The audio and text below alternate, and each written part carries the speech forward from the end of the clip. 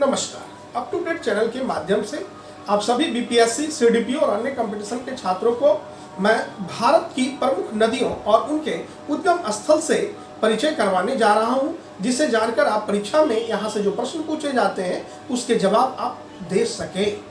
मैं सर्वप्रथम आपको बताऊं कि गंगा नदी के उद्गम स्थल कहाँ है, यह कहाँ से निकलती है। तो आप जान लें, यह केदारनाथ चोटी के उत्तर में गौमुख नामक स्थान से निकलती है। इसकी कुल लंबाई 2525 किलोमीटर मानी जाती है। सिंधु नदी के बारे में आप जानें। सिंधु नदी के पास बहुत बड़ी हड़प्पा की सभ्यता फली फूली, जिसे आप जानते हैं। अर्थात सिंधु नदी कहाँ से निकलती है, इसके बारे में जानकारी हम प्राप्त करें कि यह तिब्बत में मानसरोवर झील से अर्थात कैलाश पर्वत से होकर निकलती है। आगे हम आपको बतावे कि कृष्णा नदी, जो कि महाबलेश्वर के पास पश्चिमी घाट से यह निकलती है। नर्मदा नदी के बारे में जानें। यह मध्य प्रदेश में अमरकंटक की पहाड़ियों से होकर निकलती है। अब मैं आपको बता दूं कि सतलज नदी के संदर्भ में आप जानें कि यह कहां से निकलती है। मानसरोवर झील के निकट राक्सताल झील से होकर सतलज नदी का उद्गम स्थल है।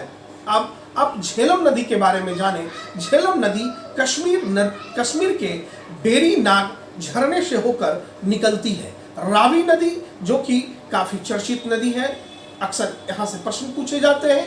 यह इसका उद्गम स्थल कहाँ से है, इसको आप जानें।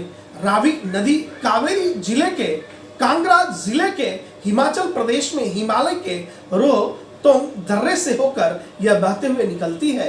अब मैं आपको चेनाब नदी के बारे में बताऊं। यह लाहुल में बराला चाला दर्रे के विपरीत दिशा में चंद्रा भागा से यह निकलती है। अब मैं आपको बताऊं ब्यास नदी के बारे में। यह रोहतांग दर्रे से होकर निकलती है।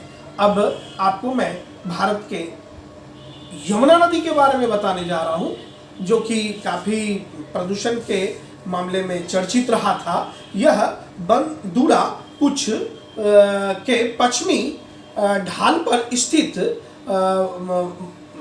यमुनोत्री हिमानी से निकलती है।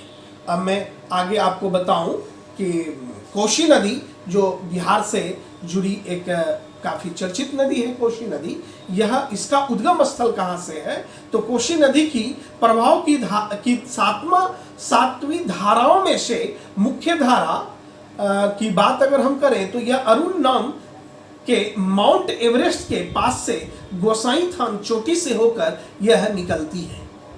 अब मैं आपको गोमती नदी के बारे में बताऊं तो यह उत्तर प्रदेश के पीलीभीत जनपद से होकर इसका उद्गम स्थल माना जाता है, जानते हैं हम लोग। अब मैं आपको बताऊं घाघरा नदी के बारे में। तो यह तिब्बत के मोकचा चुंगो हिमनद से यह निकलती है। गंडक नदी, यह भी काफी चर्चित नदी है बिहार के लिए, जो कि तिब्बत नेपाल सीमा पर धौलागिरी पर्वत से यह इसका उद्गम स्थल है। चंबल नदी मध्य प्रदेश में महू के निकट बिंद पर्वत मालाओं की जनापाव पहाड़ी से इसका उद्गम स्थल है। बेतवा नदी की बात हम करें तो यह रायसेन मध्य प्रदेश के कुमरा गांव के निकट बिंद पर्वतमाला से यह निकलती है।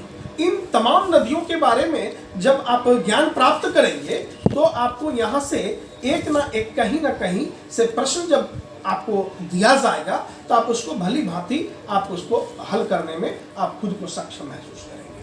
अब मैं आपको बताऊं कि केन नदी के बारे में। केन नदी जो है यह सतना जनपद मध्य प्रदेश में कैमूर पहाड़ियों से होकर निकलती है।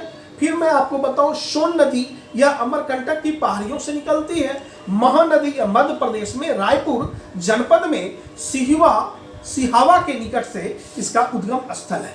दामोदर नदी की अगर हम बात करें तो यह छोटा नागपुर के पठार के पलामू से इसका उद्गम स्थल है, वहां से यह निकलती है।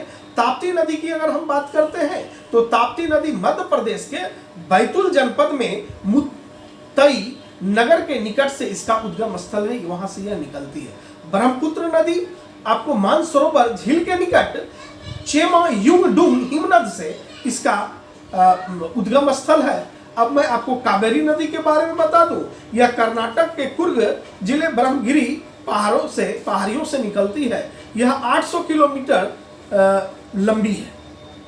इन तमाम नदियों को आप बारीकी से अध्ययन, मनन और स्मरण के द्वारा आप इसे आत्मसात कर लें, ताकि नदियों के उद्गम स्थल से जब आपको सीडीपीओ, बीपीएससी या अन्य प्रतियोगिता परीक्षा में आपसे प्रश्न किए जाएंगे तो आप प्रश्न का भली भांति उत्तर दे सकेंगे।